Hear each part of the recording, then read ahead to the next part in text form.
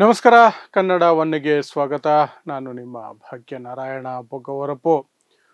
ಧರ್ಮಸ್ಥಳದ ವಿಚಾರದಲ್ಲಿ ಅಲ್ಲಿ ನಡೆದಿರಬಹುದಾದಂತಹ ಕ್ರೂರಿಗಳು, ಸೌಜನ್ಯ ಕೊಲೆ, ಮಾವುತನ ಕೊಲೆ, ಈ ರೀತಿ ನಾನಾ ಕೊಲೆಗಳು, ಭಿಕ್ಷುಕರ ಕೊಲೆಗಳು, ಅದರ ಜೊತೆಗೆ ಅಲ್ಲಿದ್ದಂತಹ ಕೆಲವು ವ್ಯಕ್ತಿಗಳ ಕಾಮಚೇಷ್ಟೆಗಳು, ಕಾಮಪುರಾಣಗಳು, ದೌರ್ಜನ್ಯ, ರೌಡಿಸಂ, ಈ ಎಲ್ಲದರ ಬಗ್ಗೆಯೂ ಸಹ ಚಿನ್ನಯ್ಯ 1 ವರ್ಷದ ಹಿಂದೆ ಮಾತನಾಡಿರುವಂತಹ ವಿಡಿಯೋ ಈಗ ಹೊರಗಡೆ ಬಿದ್ದಿದೆ. ಇದು ಆತ ಪೊಲೀಸರ ಮುಂದೆ ಹೋಗಿ ಶರಣಾಗೋದಕ್ಕಿಂತ ಮೊದಲು ಮಾಡಿರುವ ವಿಡಿಯೋ. ಅದರಲ್ಲಿ ಸ್ಪಷ್ಟವಾಗಿ ಹೇಳ್ತಿದ್ದಾನೆ, ನನಗೆ ರಕ್ಷಣೆ ಕೊಟ್ಟರೆ ಇದೆಲ್ಲವನ್ನು ಸಹ ನಾನು ನ್ಯಾಯಾಧೀಶರ ಮುಂದೆ ಹೇಳ್ತೀನಿ. ಇದೆಲ್ಲವನ್ನು ಮಾಡಿ ನೋಡಿ ನನಗೆ ತುಂಬಾನೇ ಪಾಪ ಪ್ರಜ್ಞೆ ಕಾಡ್ತಾ ಇದೆ, ಆತ್ಮಸಾಕ್ಷಿ ಚುಚ್ಚುತ್ತಾ ಇದೆ. ಹಾಗಾಗಿ ನಾನು ಇದನ್ನೆಲ್ಲವನ್ನೂ ಸಹ ನಾನು ಜಡ್ಜ್ ಮುಂದೆ ಹೇಳಬೇಕು, ಪೊಲೀಸರ ಮುಂದೆ ಹೇಳಬೇಕು. ಹಾಗಾಗಿ ರಾಜ್ಯದ ಮುಖ್ಯಮಂತ್ರಿಗಳು ಮತ್ತು ನ್ಯಾಯಾಧೀಶರು ನನಗೆ ರಕ್ಷಣೆಯ ಭರವಸೆಯನ್ನು ಕೊಟ್ಟರೆ ನಾನು ಇದೆಲ್ಲವನ್ನು ಸಹ ಬಹಿರಂಗಪಡಿಸ್ತೀನಿ ಅಂತ ಹೇಳ್ತಾ ಇರುವಂತಹ ವಿಡಿಯೋ, 1 ವರ್ಷ ಹಳೆಯ ವಿಡಿಯೋ ಈಗ ಹೊರಗಡೆ ಬಿದ್ದಿದೆ. ಹಾಗಾದರೆ ಏನೇನು ಅಂಶಗಳಿದ್ದಾವೆ ಆ ವಿಡಿಯೋದಲ್ಲಿ? ಎಲ್ಲ ಅಂಶಗಳು ಇದ್ದಾವೆ. ಆರಂಭವಾದಾಗ ವಿಡಿಯೋದಲ್ಲಿ ಅಲ್ಲಿನ ಕ್ರೌರ್ಯದ ಬಗ್ಗೆ ವಿವರಣೆಗಳನ್ನು ಕೊಡ್ತಾ ಹೋಗ್ತಾನೆ ಚಿನ್ನಯ್ಯ. ಹೇಗೆ ಭಿಕ್ಷುಕರನ್ನ ಹೊಡೆದು ಸಾಯಿಸ್ತಿದ್ರು, ಏನ್ ಮಾಡ್ತಿದ್ರು ಭಿಕ್ಷುಕರ ಜೊತೆಯಲ್ಲಿ, ಭಿಕ್ಷುಕರೇ ಇಲ್ಲದಂತಹ ಪ್ರದೇಶವಾಗಿರಬೇಕು ಅದು ಅಂತ ಅವರ ಉದ್ದೇಶ ಆಗಿತ್ತು, ದೇವಸ್ಥಾನದ ಆಡಳಿತ ಮಂಡಳಿಯ ಉದ್ದೇಶ ಆಗಿತ್ತು. ಆ ಕಾರಣಕ್ಕೆ ಹೇಗೆ ಅವರನ್ನ ಹೊಡೆದು ಸಾಯಿಸ್ತಿದ್ರು, ಹೊಡೆದು ಓಡಿಸ್ತಿದ್ರು, ಕೆಲವರನ್ನ ಕೊಲ್ತಿದ್ರು, ಹೇಗೆ ಹೂತು ಹಾಕ್ತಿದ್ರು ಅನ್ನೋದರ ವಿವರಣೆಯನ್ನ ಚಿನ್ನಯ್ಯ ಅದರಲ್ಲಿ ಕೊಟ್ಕೊಂಡು ಹೋಗ್ತಾನೆ. ಆ ನಂತರ ಅಪರಿಚಿತ ಶವಗಳು ಯಾವ ಸ್ಥಿತಿಯಲ್ಲಿ ಸಿಗ್ತಾ ಇತ್ತು, ಒಳ ಉಡುಪಿಲ್ಲದೆ ಸಿಗ್ತಾ ಇದ್ದಂತಹ ಹೆಣ್ಣು ಮಕ್ಕಳ ಹೆಣಗಳು, ಸ್ಕೂಲ್ ಹುಡುಗಿಯ ಪುಸ್ತಕಗಳ ಸಮೇತವಾಗಿ, ಸ್ಕೂಲ್ ಬ್ಯಾಗ್ ಸಮೇತವಾಗಿ ಸಿಕ್ಕಂತ ಪ್ರಕರಣ. ಅದರಲ್ಲಿ ಸ್ಕೂಲ್ ಬುಕ್ ಓಪನ್ ಮಾಡಿದ ತಕ್ಷಣ ಊರ ಹೆಸರಿತ್ತು. ಆ ಊರವ್ರಿಗೆ ತಿಳಿಸೋಣ, ಯಾರಾದ್ರೂ ಬರ್ತಾರೆ ಅಂತ ನಾನು ಹೇಳಿದ್ರೆ ನೀನು ಗೊತ್ತಾಗಲ್ಲ, ಬಾಯಿ ಮುಚ್ಕೊಂಡು ಹೆಣ ಹೂಳೋ ಕೆಲಸ ಮಾಡು ನಿನಗೆ ಅಂತ ನನಗೆ ಹೆದರಿಸಿ ನನ್ನ ಕೈಲಿ ಅದನ್ನು ಮಾಡಿಸಿದ್ರು. ಅದೇ ರೀತಿ ಸಾಕಷ್ಟು ಹೆಣಗಳನ್ನ ನನ್ನ ಕೈಲಿ ಹೂತಾಕಿಸ್ತಿದ್ರು. ಅಲ್ಲಿ ಹೆಣಗಳ ಮೇಲೆ ಸಿಗ್ತಾ ಇದ್ದಂತಹ ಆಭರಣಗಳು, ಇವನ ಮೇಲೇನೆ ಆರೋಪ ಮಾಡಿದ್ರಲ್ಲ, ಆಭರಣ ಕದೀತಾ ಇದ್ದ, ಹಾಗಾಗಿ ಅವನನ್ನ ನಾವು ಕೆಲಸದಿಂದ ಕಿತ್ತು ಹಾಕಿದ್ವಿ ಅಂತ ಪಂಚಾಯಿತಿಯ ಮಾಜಿ ಅಧ್ಯಕ್ಷನ ಬಾಯಿಂದ ಹೇಳಿಸಿದ್ರ ಆ ಮಾತನ್ನ. ಆದ್ರೆ ಇಲ್ಲಿ ಚಿನ್ನಯ್ಯ ಈ ವಿಡಿಯೋದಲ್ಲಿ ಆಭರಣಗಳ ಕುರಿತಾಗಿ ಬೇರೆದೇ ಕತೆ ಹೇಳ್ತಿದ್ದಾನೆ. ಅಲ್ಲಿದ್ದಂತಹ ಮ್ಯಾನೇಜರು ಯಾರು, ಆಡಳಿತ ಮಂಡಳಿಯವನು, ಅಲ್ಲಿದ್ದಂತಹ ಒಬ್ಬ ವ್ಯಕ್ತಿ ಆ ಆಭರಣಗಳನ್ನು ತಗೊಳ್ತಿದ್ದ, ತೊಳ್ಕೊಂಬ ಅಂತ ನನ್ನ ಕೈ ಕೊಡ್ತಿದ್ದ, ನಾನು ತೊಳ್ಕೊಂಡು ಬರ್ತಿದ್ದೆ. ಆ ನಂತರ ಆಭರಣಗಳನ್ನ ಪಕ್ಕದ ಫ್ಯಾನ್ಸಿ ಸ್ಟೋರ್ಗೆ ಹೋಗಿ ಅದಕ್ಕೆ ಹೋಲುವಂತಹ ಡೂಪ್ಲಿಕೇಟ್ ಒಡವೆಗಳನ್ನು ತಗೊಂಡು ಆ ಒಡವೆನ ಅಲ್ಲಿಟ್ಟು ಅಥವಾ ಪೊಲೀಸರಿಗೆ ಕೊಟ್ಟು ಇವರು ಅದನ್ನ ಲಪ್ಟಾಯಿಸ್ತಿದ್ರು. ಸೆಕ್ಯೂರಿಟಿ ಕೆಲಸನೇ ಮಾಡ್ತಿದ್ದ ಅವನು. ಅವನನ್ನ ಕೇಳಿದ್ರೆ ನಿನಗೇನಯ್ಯ ಗೊತ್ತು, ಪೊಲೀಸರ ಸಮಸ್ಯೆ ನಮಗ್ ಗೊತ್ತು, ಪೊಲೀಸರಿಗೆ ಲೆಕ್ಕ ಕೊಡ್ಬೇಕಾಗತ್ತೆ ಅಂತ ನನ್ನನ್ನು ಗದರಿಸ್ತಾ ಇದ್ರು. ಇದು ಹೆಣಗಳ ಮೇಲೆ ಸಿಗ್ತಾ ಇದ್ದ ಆಭರಣಗಳ ಕುರಿತಾಗಿ ಚಿನ್ನಯ್ಯ ಆ ವಿಡಿಯೋದಲ್ಲಿ ಹೇಳಿರುವಂತಹದ್ದು. ಇನ್ನು ಸೌಜನ್ಯ ಹೆಣವನ್ನು ನೋಡಿದರ ಬಗ್ಗೆನೂ ಮಾತಾಡ್ತಾನೆ. ಆ ನಂತರ ಆ ವಿಚಾರವಾಗಿ ಯಾರು ಮಾಡಿದ್ದಾರೆ ಅನ್ನೋದ್ರ ಬಗ್ಗೆಯೂ ಸಹ ಅವನು ಸ್ಪಷ್ಟವಾಗಿ ಹೇಳ್ತಿದ್ದಾನೆ. ಚಿಕ್ಕ ದಣಿಗಳು ಮಾಡಿದ್ರು ಅಂತ ಅದಕ್ಕೆ ಪಕ್ಕ ಗೊತ್ತಿದ್ದಂತಹ ವ್ಯಕ್ತಿ ನನಗೆ ಹೇಳ್ತಾನೆ. ಆ ವ್ಯಕ್ತಿ ನನಗೆ ಹೇಳಿದ ಮಾರನೇ ದಿನಾನೇ ಆತ್ಮಹತ್ಯೆ ಮಾಡ್ಕೊಂಡು ಸತ್ತು ಹೋಗ್ತಾನೆ. ಅವನು ಹೇಳಿದ್ದ ನನಗೆ 25,000 ರೂಪಾಯಿ ನನಗೆ ದುಡ್ಡು ಕೊಟ್ಟರು ಚಿಕ್ಕದಣ್ಣಿಗಳು ಸೌಜನ್ಯ ವಿಚಾರದಲ್ಲಿ, ಸಾಲದ ರೂಪದಲ್ಲಿ ಅಂತ ಕೊಟ್ಟಿದ್ರು. ನಾನು ಕೇಳದೆ, ಮದುವೆ ಆಗದೆ ಇರೋರಿಗೆ ಅವ್ರು ಸಾಲ ಕೊಡಲ್ವಲ್ಲ, ನಿನಗೆ ಹೇಗೆ ಕೊಟ್ರು ಅಂತ. ಇಲ್ಲ, ಸೌಜನ್ಯ ವಿಚಾರವಾಗಿ ಕೊಟ್ಟಿದ್ದಾರೆ ಅಂತ ಹೇಳ್ದ.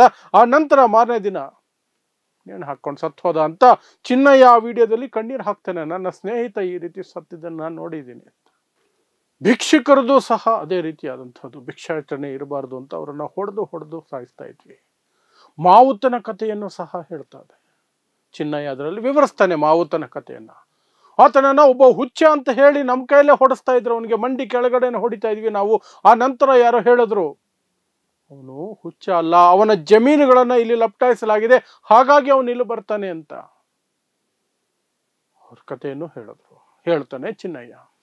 ಆ ನಂತರ ಈ ಉದಯ್ ಜೈನ್ ಅನ್ನುವನ ಬಗ್ಗೆ ಅಂತೂ ಅಸಹ್ಯಕರವಾದಂತಹ ಬೆಳವಣಿಗೆಗಳು ಅಥವಾ ಅವನ ಮನಸ್ಥಿತಿಯನ್ನು ಬಿಡಿಸಿ ಹೇಳ್ತಾನೆ ಚಿನ್ನಯ್ಯ. ಅವನೊಬ್ಬ ಮಹಾನ್ ಕಾಮಿಷ್ಟ. ಅವನು ಯಾವಾಗಲೂ ವೈಟ್ ಲುಂಗಿ ಹಾಕೊಂಡು ಓಡಾಡ್ತಿದ್ದ, ಆಟೋ ಓಡಿಸ್ಕೊಂಡು ಓಡಾಡ್ತಿದ್ದ. ಬೇರೆ ಆಟೋದವರೆಲ್ಲ ಸ್ಟ್ಯಾಂಡಲ್ಲಿ ನಿಂತ್ಕೊಂಡು ಲೈನ್ ಆಗಿ ತಗೊಳ್ತಿದ್ರೆ ಪ್ಯಾಸೆಂಜರ್ಗಳನ್ನ, ಇವನದೇ ಆದ ರೀತಿಯಲ್ಲಿ ಎಲ್ಲಂದ್ರೆ ಎಲ್ಲ ಹತ್ತಿಸ್ಕೊಳ್ತಿದ್ದ. ಕೇಳಿದ್ರೆ ನಾನು ಜೈನ ಹಾಗೆ ಹೀಗೆ ಅಂತ ಹೆದರಿಸ್ತಿದ್ದ. ಆ ನಂತರ ಅವನು ಆ ಜನರನ್ನೆಲ್ಲ ಕರ್ಕೊಂಡು ಹೋಗಿ ಎಲ್ಲೆಲ್ಲೋ ಸುತ್ತಾಡಿಸ್ಕೊಂಡು ಬರ್ತಿದ್ದ. ಅದರ ಜೊತೆಗೆ ಆಟೋದಲ್ಲಿ ಖಾಲಿಯಾಗಿ ಕೂತಿದ್ದಾಗ ಕಾಡುಗಳ ಮಧ್ಯೆ ತನ್ನ ಗುಪ್ತಾಂಗಕ್ಕೆ ಕೈ ಹಾಕೊಂಡು, ಮರ್ಮಾಂಗಕ್ಕೆ ಕೈ ಹಾಕೊಂಡು ಹಸ್ತಮೈಥುನ ಮಾಡ್ಕೊಳ್ತಿದ್ದ. ಒಂದೊಂದು ಸಾರಿ ನನ್ನನ್ನು ಕರೆದು ನನ್ನ ಕೈಲೂ ಅವನ ಗುಪ್ತಾಂಗವನ್ನ ಹಿಡ್ಕೊಳಕ್ ಹೇಳ್ತಿದ್ದ, ಅವನ ಮರ್ಮಾಂಗವನ್ನ ಹಿಡ್ಕೊಳಕ್ ಹೇಳ್ತಿದ್ದ. ನನಗೆ ಅಸಹ್ಯ ಆಗ್ತಿತ್ತು.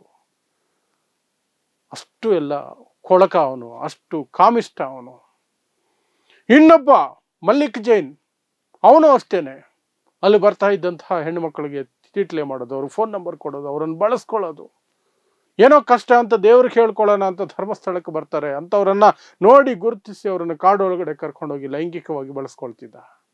ಇನ್ನೂ ಒಂದಷ್ಟು ಜನ ಇದ್ರು, ಲೇಡೀಸ್ ಟಾಯ್ಲೆಟ್ ಒಳಗಡೆನೆ ಕರ್ಕೊಂಡು ಹೋಗಿ ಮಹಿಳೆಯರ ಜೊತೆ ಏನೇನೋ ಅಸಭ್ಯವಾಗಿ ನಡ್ಕೊಳ್ತಿದ್ರು.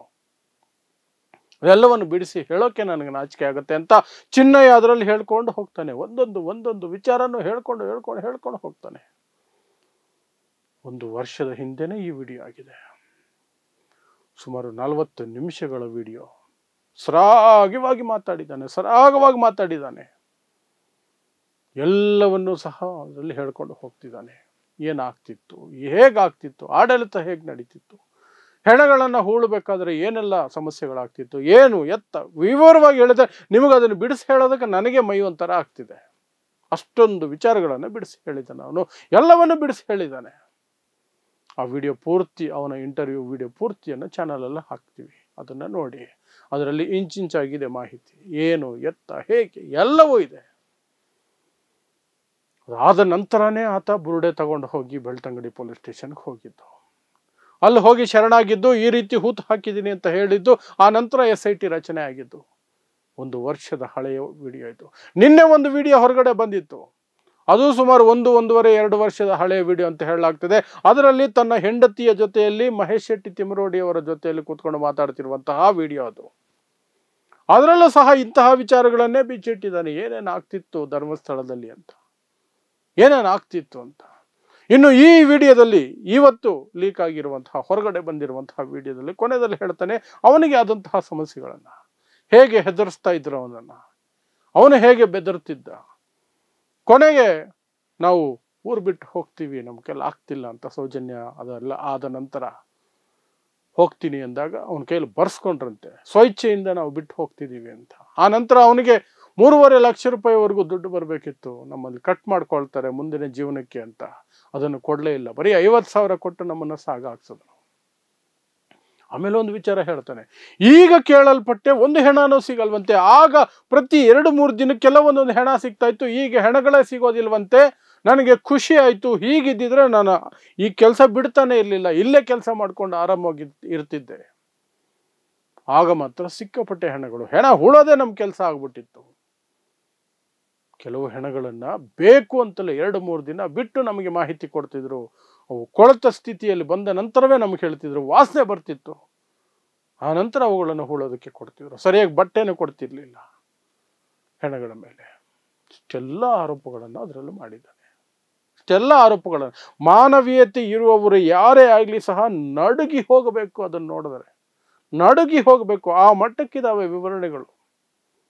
ಮತ್ತೆಲ್ಲಿಯೂ ಸಹ ಅವನು ತಡಬಡಾಯಿಸೋದು, ಗೊಂದಲ ಆಗೋದು, ಗಾಬರಿ ಆಗೋದು ಏನೂ ಇಲ್ಲ. ಸರಾಗವಾಗಿ ಮಾತಾಡ್ಕೊಂಡು ಹೋಗ್ತಿದ್ದಾನೆ. ಅದೊಂದು ಸ್ಪಷ್ಟತೆಯನ್ನು ಕೊಡುತ್ತೆ ಕೇಳುವವರಿಗೆ. ಅವನು ಯಾವುದೇ ಕಟ್ಟುಕತೆಗಳನ್ನು ಕಟ್ತಾ ಇಲ್ಲ ಅನ್ನೋದಕ್ಕೊಂದು ಸೂಚನೆಯನ್ನು ಕೊಟ್ಕೊಂಡು ಹೋಗುತ್ತೆ. ಇಷ್ಟಾಗಿದ್ರೂ ಸಹ ತಪ್ಪಿತಸ್ಥರನ್ನ ಸೇವ್ ಮಾಡೋದಕ್ಕೆ, ಬಚಾವ್ ಮಾಡೋದಕ್ಕೆ, ರಕ್ಷಣೆ ಮಾಡೋದಕ್ಕೆ ಎಷ್ಟೆಲ್ಲ ಪೊಲಿಟಿಕಲ್ ಪೀಪಲ್, ಎಷ್ಟೆಲ್ಲ ರಾಜಕೀಯ ವ್ಯಕ್ತಿಗಳು, ಎಷ್ಟೆಲ್ಲ ಮಾಧ್ಯಮ, ಎಷ್ಟೆಲ್ಲ ಕೆಟ್ಟ ಕೊಳಕ ಮನಸ್ಥಿತಿಯ ಜನ ಏನೆಲ್ಲ ಪ್ರಯತ್ನಗಳು ನಡೆಸ್ತಾ ಇದ್ದಾರೆ ಅದು ನಿಮಗೆ ಗೊತ್ತಿದೆ. ಆತ್ಮಸಾಕ್ಷಿ ಅನ್ನೋದೊಂದಿರಲ್ವಾ? ಈ ವಿಡಿಯೋ ನೋಡಿ, ಅಟ್ಲೀಸ್ಟ್ ಹೋಗ್ಲಿ ಅವ್ರಿಗೆಲ್ಲ ತೋರಿಸ್ತೀವಿ ಅಂತ ರೀತಿ ಏನಿದೆ ಆ ವಿಡಿಯೋದಲ್ಲಿ, ಅವನು ಏನೇನು ಹೇಳ್ತಿದ್ದಾನೆ ಅದೆಲ್ಲ ನಡೀತಿತ್ತು ಅಂದಮೇಲೆ ಅಂಥವ್ರಿಗೆ ಶಿಕ್ಷೆ ಆಗೋದು ಬೇಡವಾ? ಯಾರೆಲ್ಲ ಪಾಲ್ಗೊಂಡಿದ್ದಾರೆ ಅವ್ರಿಗೆ ಶಿಕ್ಷೆ ಆಗೋದು ಬೇಡವಾ? ನಿಜವಾಗ್ಲೂ ಆ ವಿಡಿಯೋ ನನ್ನನ್ನು ಕಲಕಿ ಬಿಡ್ತು. ಪೂರ್ತಿಯಾಗಿ ಕೇಳಿಸ್ಕೊಳಕ್ಕೆ ನನಗೆ ಆಗಲೇ ಇಲ್ಲ. ಮತ್ತು ಮೈಂಡ್ ಎಲ್ಲೆಲ್ಲಿಗೋ ಹೋಗ್ತಿತ್ತು. ಕಂಪ್ಲೀಟಾಗಿ ಅದು ಜಂಪ್ ಆಗ್ತಾ ಇತ್ತು ಮನಸ್ಸಿಂದ. ಎಷ್ಟು ಕ್ರೌರ್ಯ ರೀ, ಎಷ್ಟು ಕ್ರೌರ್ಯ, ಎಷ್ಟು ಹೆಣಗಳು, ಎಷ್ಟು ಕತೆ. ಒಬ್ಬೊಬ್ಬರದ್ದು ಒಂದೊಂದು ಅವರ ಮನಸ್ಥಿತಿಗಳು, ಈ ಕಡೆ ಜನರ ಹೆಣಗಳು. ಕಷ್ಟ, ಬಹಳ ಕಷ್ಟ. ಆದರೂ ಸಹ ಏನೂ ಆಗಿಲ್ಲ. ಅಲ್ಲಿ ಕ್ಲೀನ್ ಚಿಟ್ ಕೊಡಿ, ಷಡ್ಯಂತ್ರ ನಡೀತಿದೆ, ಈ ರೀತಿಯಾದಂತಹ ಕೂಗುಗಳು. ಕನಿಷ್ಠ ಸರಿ ಆರೋಪ ಬಂದಿದೆ, ತನಿಖೆ ಆಗಲಿ, SIT ಆಗಿದೆ, ತನಿಖೆ ಮಾಡಲಿ, ಅಂತಿಮ ವರದಿ ಬರಲಿ, ಕಾನೂನು ಏನು ಕ್ರಮ ಕೈಗೊಳ್ಳುತ್ತೆ ನೋಡಲಿ, ಏನು ಸಾಕ್ಷಿಗಳು ಸಿಗ್ತಾವೋ, ಸುಳ್ಳ ನಿಜನ ಗೊತ್ತಾಗ್ಲಿ ಅನ್ನೋ ಬಾಯಿಗಳು ಸಹ ಇಲ್ಲ. ಅಷ್ಟು ನೀಚತನಕ್ಕೆ ಒಂದಷ್ಟು ಜನ ಈ ಪ್ರಕರಣದಲ್ಲಿ ಎಳೆದುಬಿಟ್ಟಿದ್ದಾರೆ. ಅಷ್ಟೇ. ಸೊ ಇದು ಇವತ್ತು ಹೊರಗಡೆ ಬಂದಿರುವಂತಹ ಇನ್ನೊಂದು ವಿಡಿಯೋ, ಹೊಸ ವಿಡಿಯೋ. ಚಿನ್ನಯ್ಯದು 1 ವರ್ಷ ಹಳೆಯ ವಿಡಿಯೋ. ಪ್ರತಿಯೊಂದು ಪ್ರಕರಣವೂ ಆಲ್ಮೋಸ್ಟ್ ಅದರಲ್ಲಿ ಡಿಸ್ಕಸ್ ಮಾಡಿದ್ದಾನೆ. ಅಷ್ಟೇ. ಸೊ ನೋಡ್ತಾ ಇರಿ ಸಮಾಜಕ್ಕಾಗಿ ಕನ್ನಡ 1 ನ್ಯೂಸ್. ನಮಸ್ಕಾರ.